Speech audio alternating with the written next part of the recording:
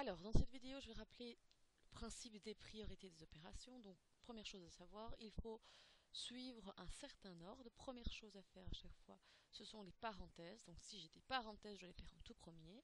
Ensuite, je vais faire tout ce qui est puissance. Puis je suis par les produits et les divisions. Et enfin, tout dernier, par somme et différence. Je vais donner un petit truc en classe à ne pas oublier. Donc, vous retenez ce petit mot PAPOMODAS. Vous avez ici donc PA qui représente parenthèse, PO qui représente puissance, M qui représente multiplication, enfin mu qui représente multiplication, D qui représente division, A addition et S soustraction. Donc ça représente la même chose que l'ordre dans lequel je vous l'ai présenté. Alors, j'ai repris deux exemples dans lesquels on doit appliquer les priorités des opérations. Le premier cas, alors j'ai 6 plus, entre parenthèses, 2 fois 3, le tout au carré. Par priorité, je dois commencer par calculer quoi? Je dois calculer la parenthèse, donc c'est-à-dire le produit dans ce cas-ci. Alors, qu'est-ce que ça me donne? Je ne m'occupe pas du reste, je réécris bien tout le calcul. Ça me donnera 6 plus 2 fois 3, 6 au carré. Puis, deuxième étape, j'ai un 6 plus 6 au carré. Qu'est-ce que je dois faire, d'après ce que j'ai?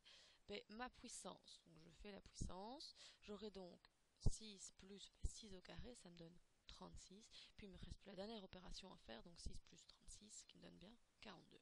Donc, là, dans la parenthèse, c'est un produit, mais ça pourrait être une autre opération, ça ne changerait rien. Dans le suivant, j'ai pris aussi ce cas-là parce qu'il est un peu plus compliqué. 3 plus, entre parenthèses, 8 moins 2 fois 3. Alors, ici, j'ai une parenthèse, donc je devrais commencer par là, mais dans la parenthèse, j'ai plusieurs opérations.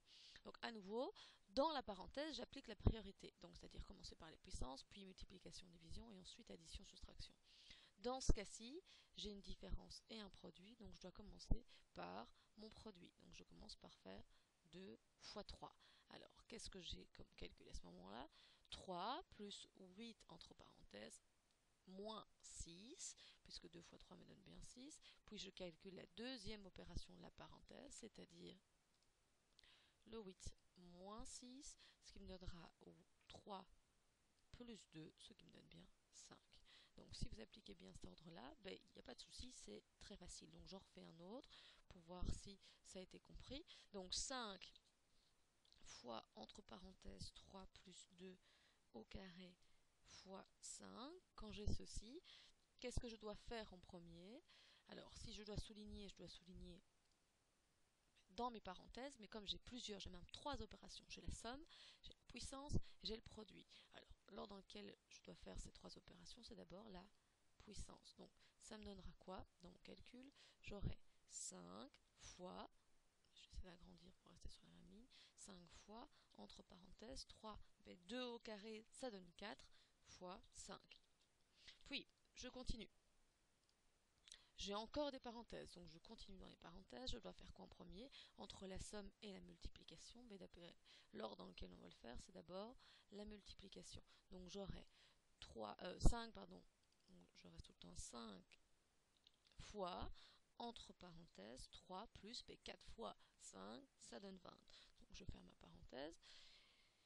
Il me reste toujours une parenthèse, puisque comme je l'avais dit, il y avait bien 3 opérations. Donc là maintenant je dois faire la parenthèse, donc la somme, ce qui me reste à faire. Je calcule ce qui est à l'intérieur, donc ça donnera 5 fois 23. Et puis il me restera la toute dernière opération à faire. 5 fois 23, ça me donne 115. Alors, je rappelle que dans ce genre de calcul, vous pouvez dire que c'est 20 fois 5 et 3 fois 5 et puis additionner.